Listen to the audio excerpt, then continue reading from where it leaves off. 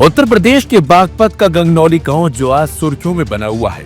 हर तरफ इस गांव में हुए 13 हत्याकांड की चर्चा हो रही है।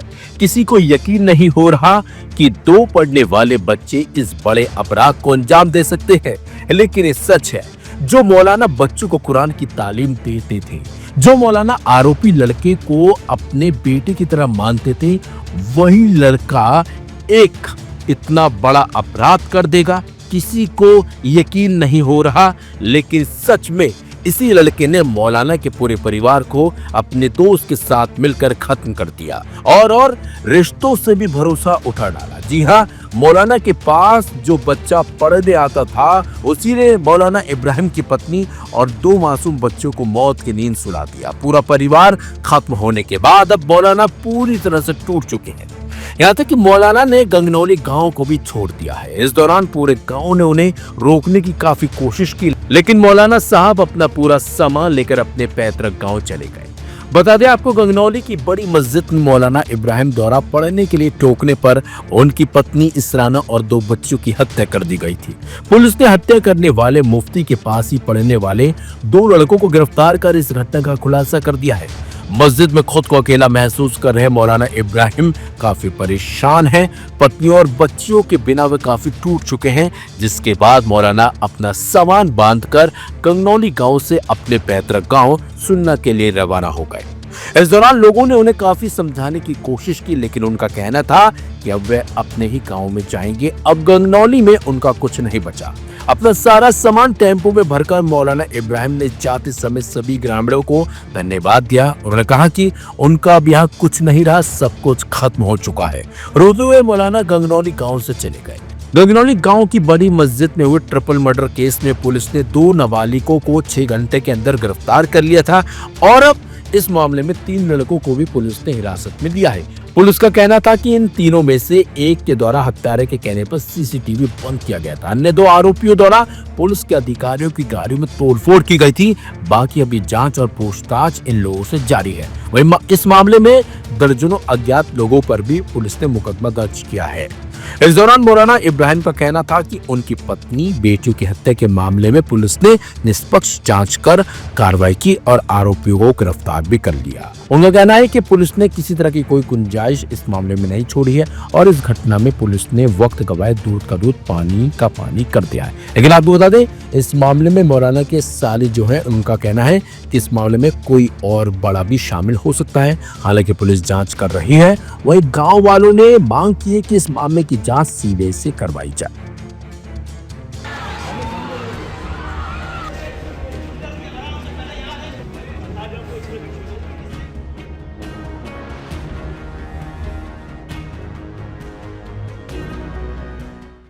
नमस्ते, मेरा नाम है दिव्यांशु। लाइव हिंदुस्तान के न्यूज़ रूम में आपका स्वागत है। मेरे साथ हैं प्रशांत। बागपत के गांगनौली इलाके में स्थित एक मस्जिद में ट्रिपल मर्डर हत्याकांड को लेकर लगातार लाइव हिंदुस्तान आपको कवरेज दे रहा है। इस बीच एक सीसीटीवी कितनी अहम रोल इस वक्त निभाता है, जबकि मौलाना के जो 3 परिवार के लोग हैं, जिसमें पत्नी और बाकी के लोग हैं, उनकी हत्याकांड के बाद ये छोटा सा एक सीसीटीवी इस इलाके में और एक छोटी सी मस्जिद में कितनी अहम भूमिका निभा सकता है, ये हमें देखने को मिला।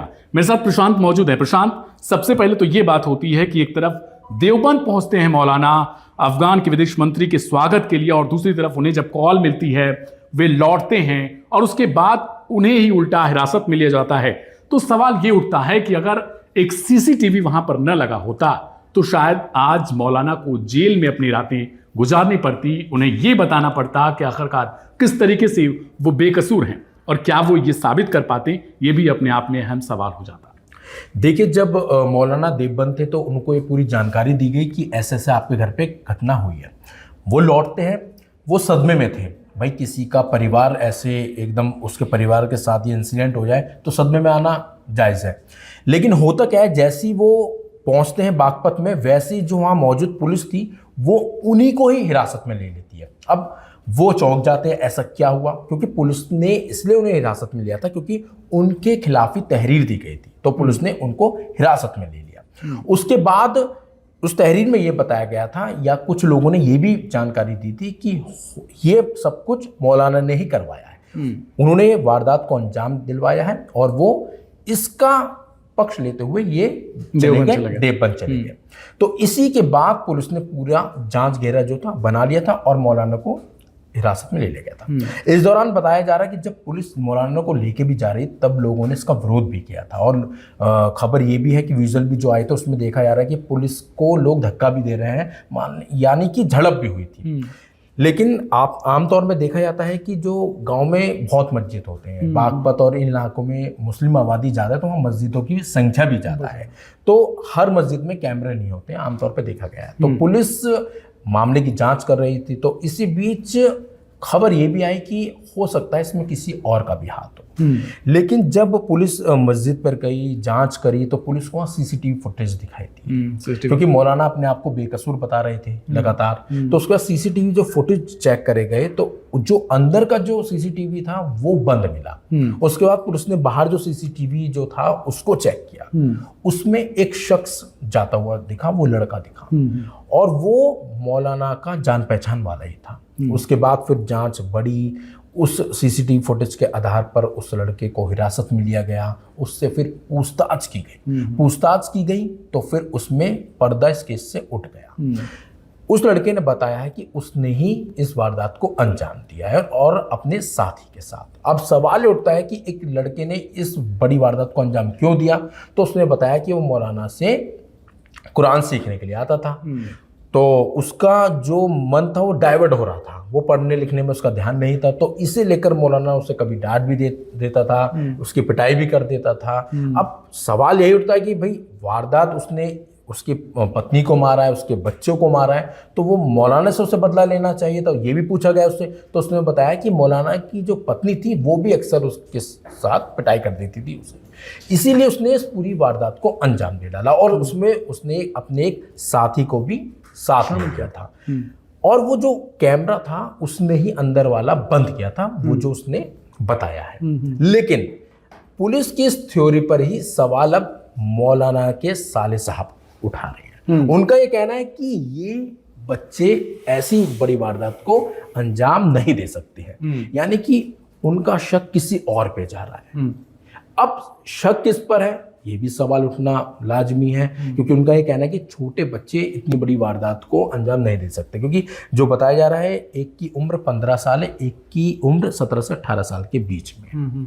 तो अब इसी थ्योरी पर पुलिस भी जांच करे और हाँ, इसमें अब सीबीआई जांच की भी मांग उठने लगी है। बाकायदा उनके साले साहब हैं जो उन्होंने भी उठाई है और गांव के जो मेन जो उनके परिवार वाले हैं उन्होंने भी उठाई है। तो अब देखते फिर आगे क्या होता है, लेकिन जांच का जो दायरा है वो अब बढ़ना चाहिए, वो उनके परिवार के खुद लोगों का कहना है।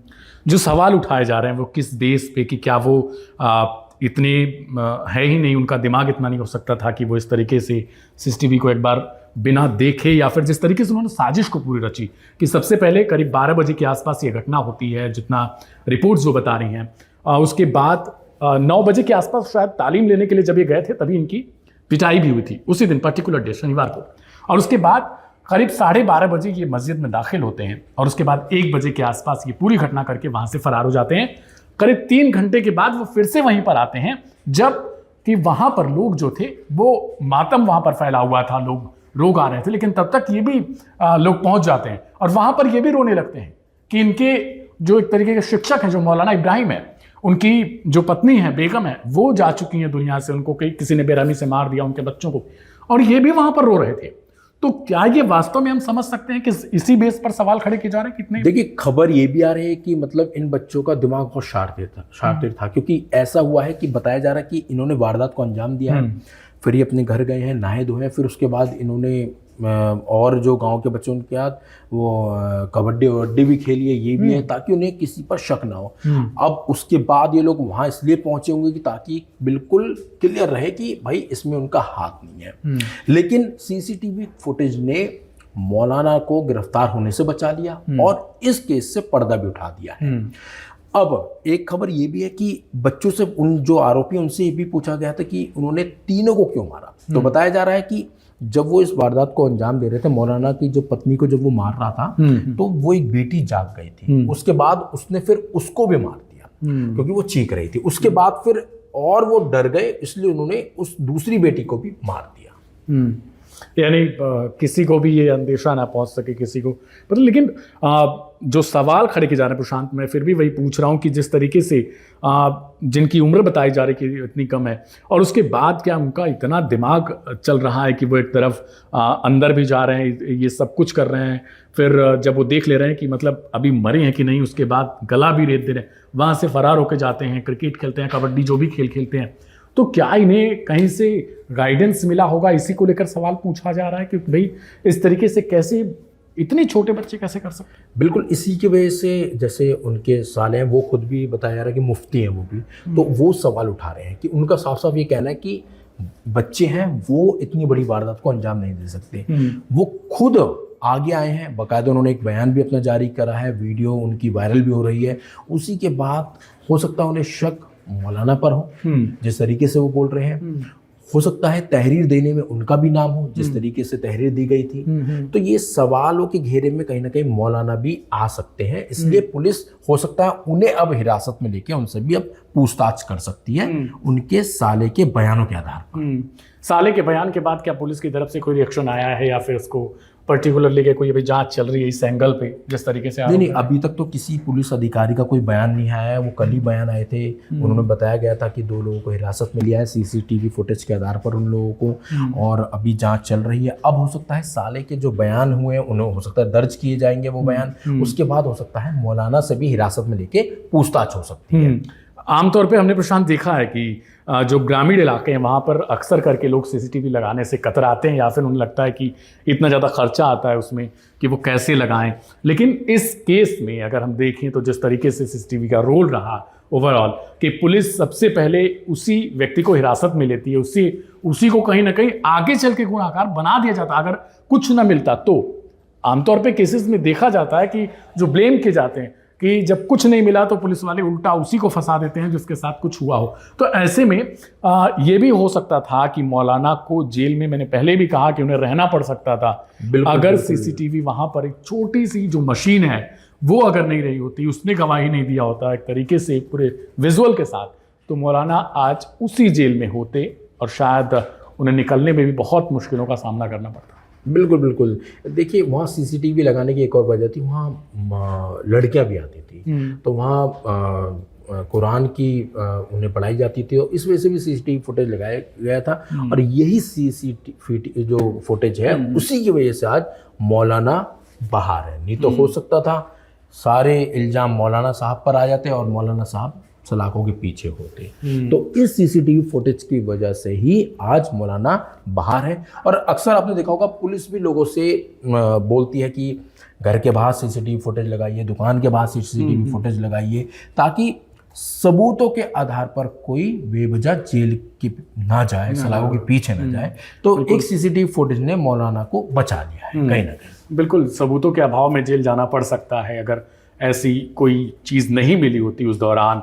आगे क्या पुलिस की तरफ से ये क्लैरिफिकेशन हो चुका है कि वो पर्टिकुलर उन्हीं तक पहुंच चुकी है जिन्होंने इस कांड को अंजाम दिया है? आगे या अभी लग रहा है कि केस जो है वो आगे चलता रहेगा? अभी केस इसकी जांच चल रही है, क्योंकि अभी जिस तरीके से 2-3 लोगों के बयान हुए हैं, वीडियो वायरल हो रहे हैं, उसके आधार पर ही पुलिस जांच करेगी। हो सकता है मौलाना साहब के जो साले साहब हैं उन्हें भी जांच की घेरे में लिया जाए, उनके बयानों पर जांच की जाए, क्योंकि लगातार अब इस मामले की जांच सीबीआई जांच की मांग की जा रही है, क्योंकि लोगों का कहना है कि इसमें किसी और तीसरे का भी हाथ हो सकता है। ठीक है, फिलहाल शुक्रिया प्रशांत आपका। तो देखिए ये जो गांगनौली इलाका है बागपत का, वहाँ एक मस्जिद है, मस्जिदें बहुत हैं, लेकिन जिस पर्टिकुलर मस्जिद की बात हो रही है वहाँ पर जो तालीम लेने के लिए जो बच्चे आते थे, जो छात्र आते थे, उन्हीं के द्वारा इस कांड को अंजाम दिया गया है। जैसा अभी फिलहाल जांच में पता चला है, इब्राहिम मौलाना का नाम है, इस राना उनकी बेगम का नाम है। वो देवबंद पहुंचे थे, हमने शुरू में बताया, और वो एक तरफ जा रहे थे स्वागत के लिए, और दूसरी तरफ उन्हें पता चलता है कि उनकी पत्नी समेत उनके बच्चों को मौत के घाट उतार दिया गया। तो फिलहाल जांच जारी है। बहुत दिलचस्प ये होगा कि आखिरकार इस जो राज के पीछे, यानी जो हत्याकांड है, क्या इसके पीछे कोई और है, जैसा कि साले की तरफ से आरोप लगाया जा रहा है मौलाना के? तो पुलिस आगे जांच कर रही है। जो कुछ भी होगा लाइव हिंदुस्तान पर आपको पल पल की अपडेट मिलती रहेगी। तब तक के लिए आप सभी का बहुत शुक्रिया। देखते रहें लाइव हिंदुस्तान। नमस्ते।